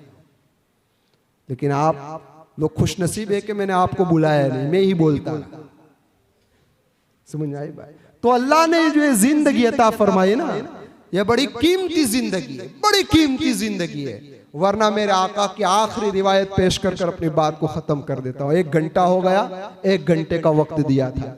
खैर मैं अर्ज कर रहा था आपसे, आकाए मक्की व मदनी मोहम्मद रसूलुल्लाह सल्लल्लाहु अलैहि वसल्लम की एक रिवायत सुन लीजिए, तिरमिज़ी शरीफ की है कि कल कयामत, खुलासा मफहूम पेश कर रहा हूँ, हदीस के अल्फाज नहीं पेश कर रहा हूँ, मफहूम पेश कर रहा हूँ। आका ने फरमाया कि कोई आदमी जब मरता है ना तो मरने के बाद वो पछताता है। क्या करता है? कहो ना, पछताता है। यहां तक कि अगर कोई अपनी जिंदगी को अच्छी गुजार कर गया वो भी पछताएगा, और जो आदमी अपनी जिंदगी को बुरी गुजार कर गया वो भी पछताएगा। तो ये समझ में आती है बात? बुरी जिंदगी गुजार कर गया हो उसका पछताना तो कुछ समझ में आ रहा है, लेकिन जो अच्छी जिंदगी गुजार कर गया वो कैसे पछताएगा?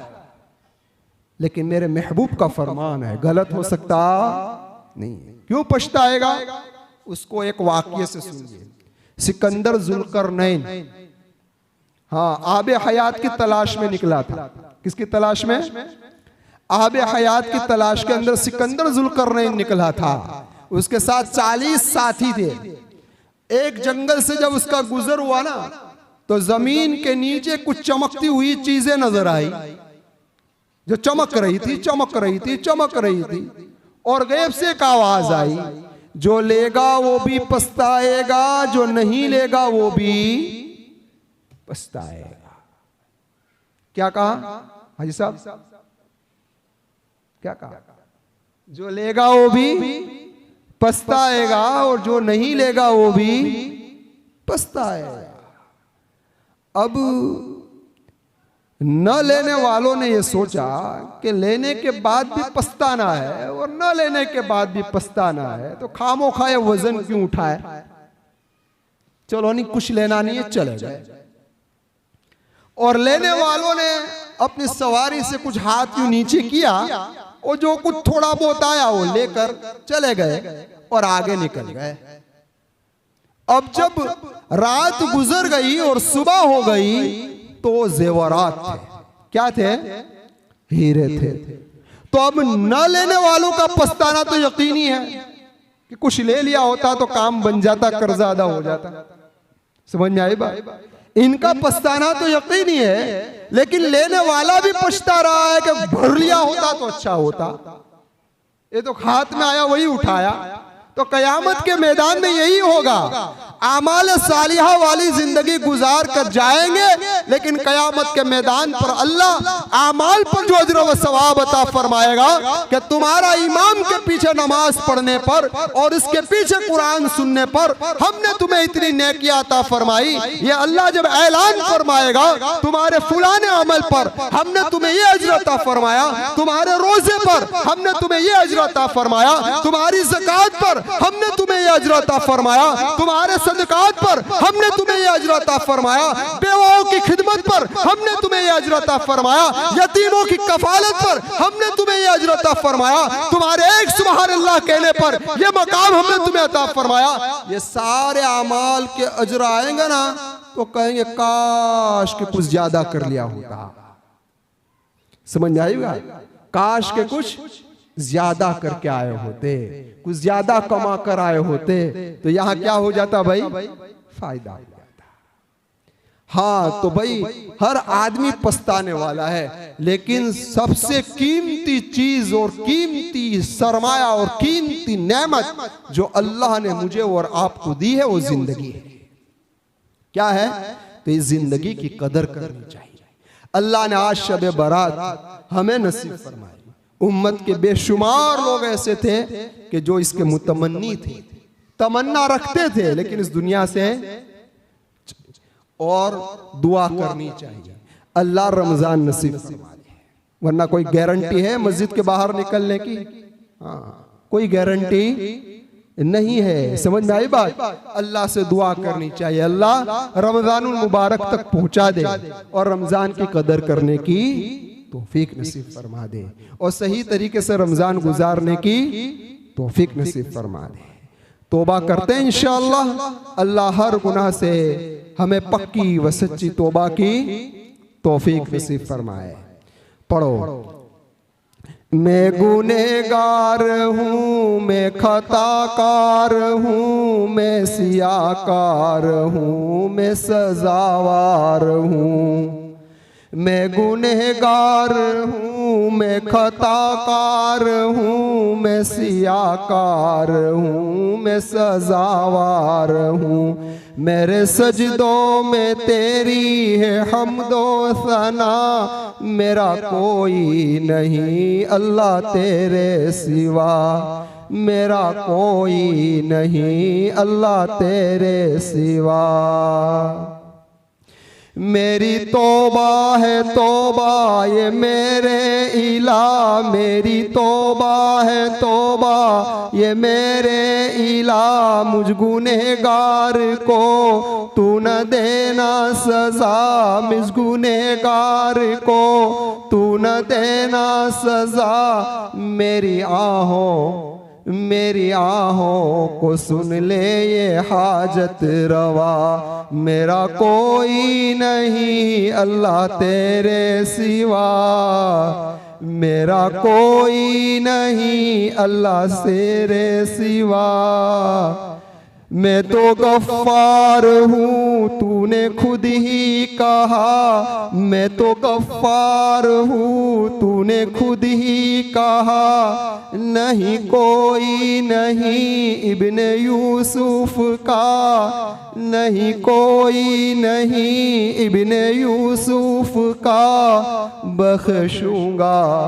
बख्शूंगा तुझे यह वादा मेरा, बख्शूंगा तुझे यह वादा तेरा। मेरा कोई नहीं अल्लाह तेरे सिवा, मेरा कोई नहीं अल्लाह तेरे सिवा। दुरूद शरीफ पढ़ लीजिए। अल्लाहुम्मा लकल हम्दु शुक्रा व लकल मन्नु फज़ला, अल्लाहुम्मा लकल हम्दु कमा अंता अहलु फसल्ली व सल्लिम अला मुहम्मदिन कमा अंता अहलु वफ़अल बिना कमा अंता अहलु फ़इन्नका अहलुत तक़वा व अहलुल मग़फ़िरा। या अहदस समद अल्लज़ी लम यलिद व लम यूलद व लम यकुल लहू कुफ़ुवन अहद। या अल्लाह या अल्लाह या अल्लाह या अरहमर राहिमीन या ज़ल क़ुव्वतिल मतीन या हन्नान या मन्नान या हिर्ज़ ज़ुआफ़ा या कंज़ल फ़ुक़रा या हकीम अर्रजा या खालिक या मालिक या रज़्ज़ाक़ या ज़ल क़ुव्वतिल मतीन या हय्यु या क़य्यूम या ज़ल जलाली वल इकराम। ला इलाहा इल्ला अंत सुब्हानक इन्नी कुन्तु मिनज़ ज़ालिमीन। रब्बना ज़लमना अनफुसना व इन लम तग़फ़िर लना व तरहमना लनकूनन्न मिनल ख़ासिरीन। रब्बना ला तुज़िग़ क़ुलूबना बअद इज़ हदैतना व हब लना मिन लदुनका रहमा इन्नका अंतल वह्हाब। रब्बि जअलनी मुक़ीमस्सलाति व मिन ज़ुर्रिय्यती रब्बना व तक़ब्बल दुआ। रब्बना इग़फ़िर ली व लिवालिदै व लिलमुअ्मिनीन यौम यक़ूमुल हिसाब। रब्बना इग़फ़िर ली व लिवालिदै व लिलमुअ्मिनीन यौम यक़ूमुल हिसाब। रब्बिरहमहुमा कमा रब्बयानी सग़ीरा। अल्लाहुम्मा इन्नका अफ़ुव्वुन करीमुन तुहिब्बुल अफ़्व फ़अफ़ु अन्ना या करीम। अल्लाहुम्मा मग़फ़िरतुक अवसअ मिन ज़ुनूबी व रहमतुका अर्जा इंदी मिन अमली। अल्लाहुम्मा अंत रब्बी ला इलाहा इल्ला अंत खलक़तनी व अना अब्दुक व अना अला अहदिका व वअदिका मस्ततअतु अऊज़ु बिका मिन शर्रि मा सनअतु अबूउ लका बिनिअमतिका अलैया व अबूउ बिज़ंबी फ़ग़फ़िर ली इन्नहु ला यग़फ़िरुज़्ज़ुनूब इल्ला अंत। अल्लाहुम्मा इन्नी अऊज़ु बिका मिन जहदिल बला व दरकिश शक़ा व सूइल क़ज़ा व शमाततिल अदा। अल्लाहुम्मा इन्नी अऊज़ु बिका मिन ज़वालि निअमतिक व तहव्वुलि आफ़ियतिक व फ़ुजाअति निक़मतिक व जमीइ सख़तिक व जमीइ सख़तिक व जमीइ सख़तिक। ए अल्लाह हमारे गुनाहों को माफ़ फरमा दे, ए अल्लाह हमारी मग़फ़िरत फरमा दे, ए अल्लाह जन्नतुल फ़िरदौस हमारा ठिकाना बना दे। ए अल्लाह जो गुनाह हमने किया है, तेरे अमाल हमारे अमाल नामा में लिखा हुआ है। तेरे इल्म से हमारा कोई गुनाह बाहर नहीं है। ए अल्लाह, जो गुनाह करके हम भूल गए हैं, हे अल्लाह जो गुनाह कर कर हमें याद नहीं है, ए अल्लाह इन सारे गुनाहों को तो अपनी रहमत से माफ़ फरमा दे। ए अल्लाह जिस जगह पर किए हैं ए अल्लाह वहाँ से निशानात को मिटा दे। ए अल्लाह फरिश्तों की यादों से भी मिटा दे। ए अल्लाह तू हमसे राज़ी हो जा, हमसे नाराज़ ना हो। हमने ऐसी ऐसी जगहों पर गुनाह किए हैं कि तेरे सिवा कोई नहीं जानता, तेरे सिवा कोई नहीं जानता। लेकिन आप बड़े रहीम है, आप बड़े करीम है कि आपने ऐसे मौके पर भी हमारी हिफाजत फरमा ली। अगर आप चाहते तो हम जिस वक्त उस गुनाह कर कर निकले, उस वक्त आप अपनी मखलूक में से कुत्तों को हमारे पीछे कर देते। ये कुत्ते हमें नोच देते हे अल्लाह, लेकिन तूने हमें सही सालिम अपने घर तक पहुंचा दिया, सही सालिम अपने घर तक पहुंचा दिया। एह मेरे रहीम आका, एह मेरे करीम आका, ये सिर्फ तेरा रहम है, तेरा करम है, तेरा फजल है कि हम गुनाह करते रहे, तू सत्तारी का पर्दा करता रहा, तू सत्तारी का पर्दा करता रहा। अल्लाह जिस तरीके से तूने दुनियावी जिंदगी के अंदर हमारे गुनाहों पर सत्तारी का पर्दा किया है, मैदान महशर में भी कर देना। मैदान महशर में आकाए मक्की व मदनी मोहम्मद रसूलुल्लाह सल्लल्लाहु अलैहि वसल्लम के सामने हमें रुसवा व दलील न करना। ए अल्लाह तो हमारी वहाँ इज्जत रख लेना और हमारी इज्जत रख लेना। ए मेरे अल्लाह तू हमें माफ़ कर दे, तू हमें माफ़ कर दे और इसी सत्तारी के पर्दे के नीचे हमें जन्नतुल फिरदौस में पहुँचा देना। ए अल्लाह जो सगीरा गुनाह किए हैं, कबीरा गुनाह किए हैं, जानबूझकर किए हैं, अनजान कर किए हैं, नेक काम समझ कर किए हैं, ए अल्लाह इन सारे गुनाहों को तो अपनी रहमत से माफ़ फरमा दे। तेरी मारिफत अता फरमा दे, तेरी मोहब्बत अता फरमा दे, तेरी रज़ा अता फरमा दे, तेरी ज़ात आली से हमारा ताल्लुक़ नसीब फरमा दे, तेरी ज़ात आली से हमारा ताल्लुक़ नसीब फरमा दे। ए अल्लाह तेरी मोहब्बत में रोने वाला बना दे, तेरे खौफ में रोने वाला बना दे, तेरा डर हमें ऐसा अता फरमा दे जो तन्हाइयों में भी हमें गुनाहों से बचा ले। ए अल्लाह कुछ गुनाह ऐसे हैं कि जिस गुनाह के करने की वजह से मौत के वक्त ईमान सल्ब हो जाता है, ईमान निकल जाता है, आदमी बगैर ईमान के इस दुनिया से रुखसत होता है। ए अल्लाह ऐसे गुनाहों से हमारी हिफाजत फरमा ले और ए अल्लाह अगर ऐसे गुनाह हमसे हो चुके हैं तो ए अल्लाह तू हमें माफ़ फरमा दे, हमारे ईमान की हिफाजत फरमा लेना, हमारे ईमान की हिफाजत फरमा लेना। आपने अपनी रहमत से हमें ईमान अता फरमाया है तो इस ईमान की हालत में हमें इस दुनिया से रुखसत फरमाना। ए अल्लाह कलीमा वाली मौत अता फरमाना, जुबान से आखिरी कलीमा ये निकल जाए ला इलाहा इल्लल्लाह मुहम्मदुर रसूलुल्लाह। ऐसी शक्ल सूरत पैदा फरमा देना। हमारा कोई अमल ऐसा नहीं है, हमारे अमाल ऐसा नहीं है, अमाल ऐसे नहीं है कि जिसके बिना पर मौत के वक्त हमारी जुबान से कलीमा जारी हो। लेकिन ये अल्लाह तेरी रहमत से हमें पूरी उम्मीद है, तेरे करम, तेरे फजल, तेरे रहम पर हमें पूरी उम्मीद है कि तू अपनी रहमत से, अपने फजल से, अपने करम से ए अल्लाह मौत के वक्त हमारी जुबान पर कलीमा जारी फरमा देना। मौत से पहले पहले हर गुनाह से पक्की व सच्ची तौबा की तौफीक दे दे, पक्की व सच्ची तौबा की तौफीक दे दे। ए अल्लाह ऐसी हालत में मौत देना कि जिससे तू राज़ी हो, ऐसी हालत में मौत देना कि पाकीज़ा बदन हो, ऐसी हालत में मौत देना कि बावुज़ू हो, ऐसी हालत में मौत देना कि पाक कपड़े पहने हुए हो, ऐसी हालत में मौत देना कि दिल कीना और निफाक से पाक हो, ऐसी हालत में मौत देना कि दिल के अंदर किसी की अदावत न हो। ए अल्लाह ऐसी हालत में मौत देना कि किसी का हक हम पर न निकल रहा हो, हमने हर आदमी के हुकूक को अदा कर दिए हो और हर आदमी से पक्की व सच्ची माफ़ी मांग ली हो। ए अल्लाह इस तरीके से तेरी रज़ा वाली मौत हमें नसीब फरमाना। जब मौत का फरिश्ता हमें लेने के लिए आए, हमारे आज़ा को टटोले तो सुन्नत मोहम्मद की खुशबू आ रही हो, ऐसी शक्ल सूरत पैदा फरमा दे। हमारी ज़ुबान को टटोले तो तेरे जिक्र में हमारी ज़ुबान हो, ऐसी शक्ल सूरत पैदा फरमा देना। हमारे दिल को टटोले तो तेरी याद उसके अंदर समाई हुई हो, ऐसी शक्ल सूरत पैदा फरमाना। आमाल ऐसे नहीं है लेकिन तेरी रहमत से हम मायूस भी नहीं है, तेरे फजल से हम मायूस भी नहीं है। ए अल्लाह तो हमें हुस्न खात्मा नसीब फरमाना, बुरे खात्मे से हमारी हिफाजत फरमाला।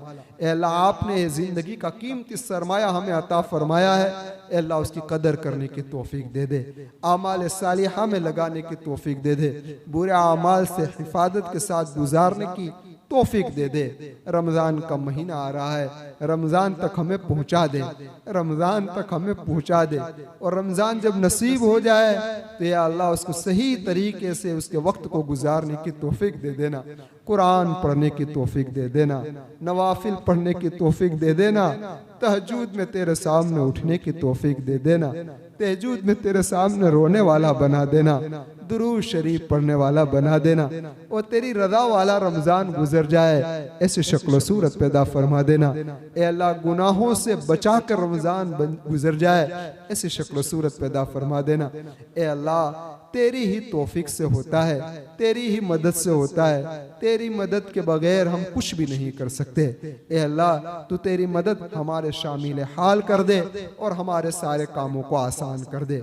जो कर्जों में डूबे हुए हैं ए अल्लाह इनको कर्जों से निजात नसीब फरमा, जो बीमार है अल्लाह उनको शिफाए कामिला नसीब फरमा, जो जेलों के हवाले हैं अल्लाह उनको रिहाई नसीब फरमा, उनके बच्चे घर पर है, छोटे छोटे बच्चे हैं, बाप के इंतजार में हैं, हमारा बाप जेलों के पीछे है, काश के हमारा बाप होता, आज हमारे सरों पर हाथ फेरता, हमें नए कपड़े पहनाता।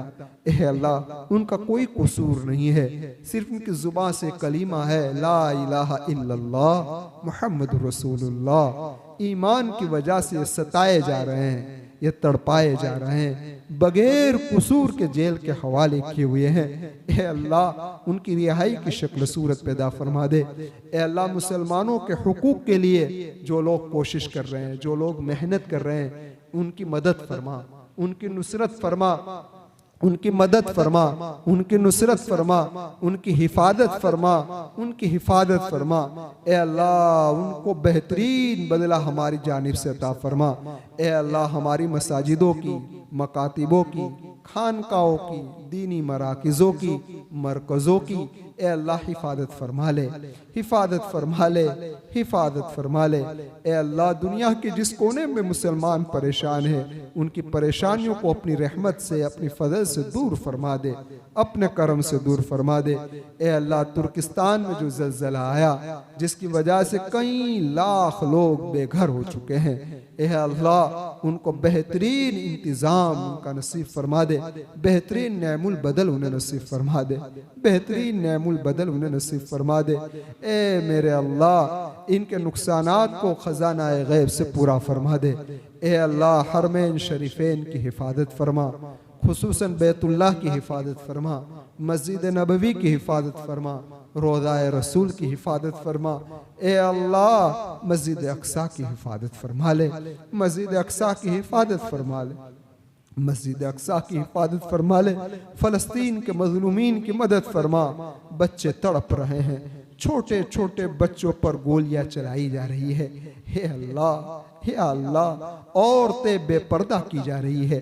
ए मेरे रहीम मौला आप बड़े रहीम हैं, आप बड़े करीम हैं, आपके सिवा हमारा कोई नहीं है, आपके सिवा हमारा कोई नहीं है। आप हमारी मदद फरमा दीजिए, आप हमारी नुसरत फरमा दीजिए। बेशक जुल्म कसूर हमारा है, हमने तुझे नाराज किया है, हमने तुझे मस्जिद में भी नाराज किया, हमने तुझे बाजार में भी नाराज किया, खेतों में भी नाराज किया, तिजारत में नाराज किया, हर मुआशरती लाइन में नाराज किया, मामलात में नाराज किया है, हर जगह पर तुझे नाराज किया है। लेकिन मेरे अल्लाह तेरे सिवा कोई नहीं है हमारा, तेरे सिवा कोई नहीं है हमारा।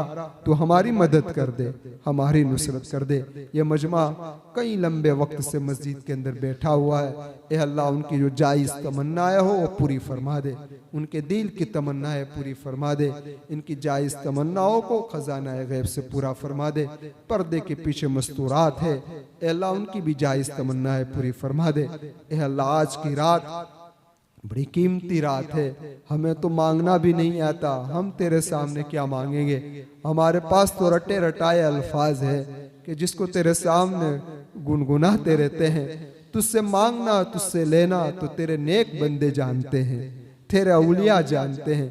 आज की रात तेरे औलिया जो भी दुआ मांगे उन दुआओं में हमारा हिस्सा नसीब फरमा दे, उन दुआओं में हमारा हिस्सा नसीब फरमा दे, उन दुआओं में हमारा हिस्सा नसीब फरमा दे।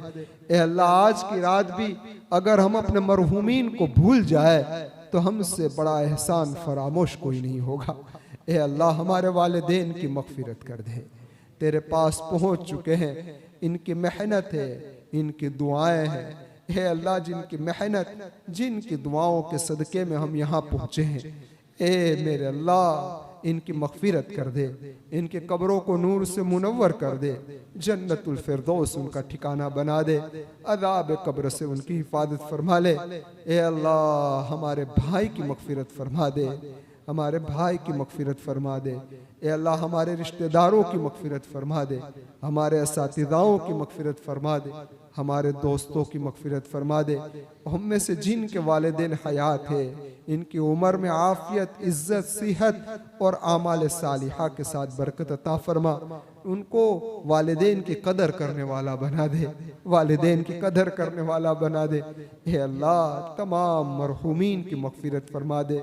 हे अल्लाह, ऐसे भी मरहूम होंगे कि जिनके पीछे दुआ करने वाला कोई नहीं होगा, जिनके पीछे इसाल सवाब करने वाला कोई नहीं होगा, वो अपनी कब्र के अंदर मुंतज़िर होंगे। काश के हमें कोई पढ़कर बख्श दे, काश के कोई इसाल सवाब हमारे हक में कर दे, काश के कोई हमारे लिए मग़फ़िरत की दुआ कर दे। ए अल्लाह, ऐसे कई मरहूमीन अपनी कब्रों में सोए हुए होंगे। ए अल्लाह, इन सारे मरहूमीन के लिए हम मग़फ़िरत की दुआ करते हैं। ए अल्लाह, इन सारे मरहूमीन की मग़फ़िरत कर दे। जो अज़ाब कब्र में मुब्तला है तो अपनी रहमत से उन्हें अज़ाब कब्र को हटा दे, अज़ाब कब्र को हटा दे। बड़ी ख़तरनाक चीज़ है, बड़ी भारी चीज़ है। कब्र का अज़ाब बड़ा सख्त है, आखिरत की मंजिल में से पहली मंजिल है। ए अल्लाह, नए नए लिबास पहनकर, अच्छे अच्छे कपड़े पहनकर दुनिया में तो घूम रहे थे, दुनिया में मजा ले रहे थे, लेकिन कब्र के हवाले हो जाएंगे, मट्टी के अंदर दब जाएंगे। अच्छे अच्छे दोस्त, अच्छे अच्छे मुखलिस अल्लाह मट्टी के नीचे दबा कर चले जाएंगे। कोई नहीं होगा मेरे अल्लाह, न बीवी साथ में होगी, न शोहर साथ में होगा, न बच्चे साथ में होंगे, न दोस्त साथ में होगा, न माँ बाप साथ आएंगे। ए अल्लाह, तेरे सिवा कोई नहीं होगा, तेरे सिवा कोई नहीं होगा।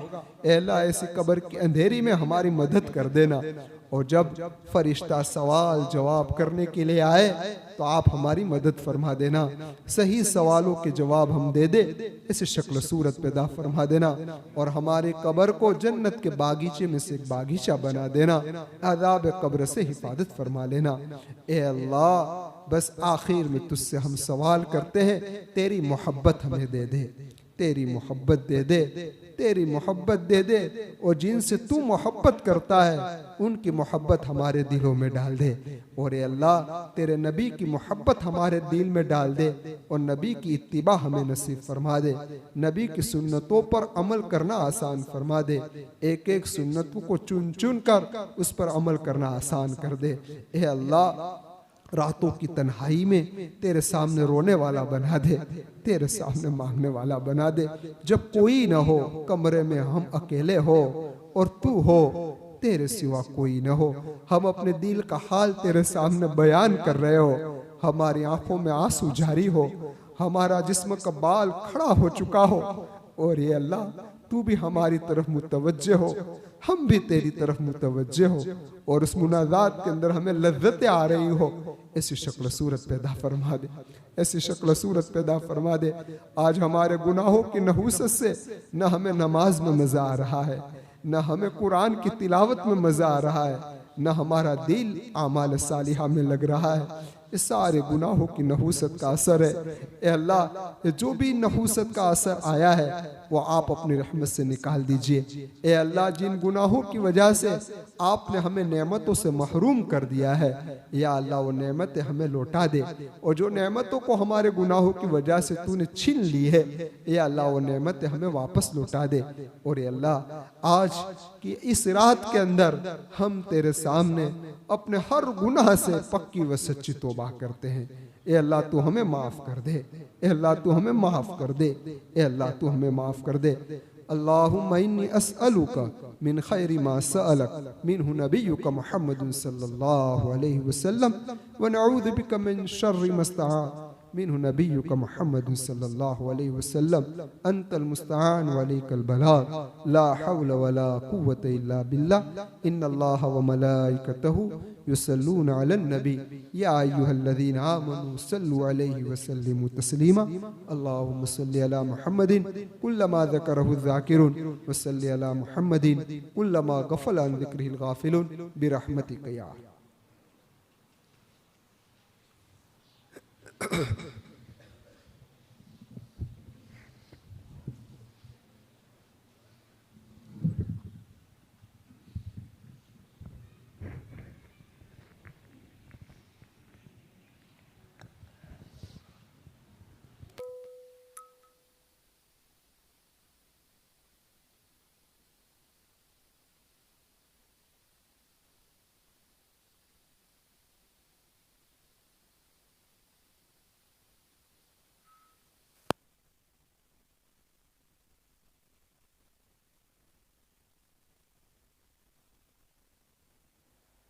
फर्स्ट निकाला।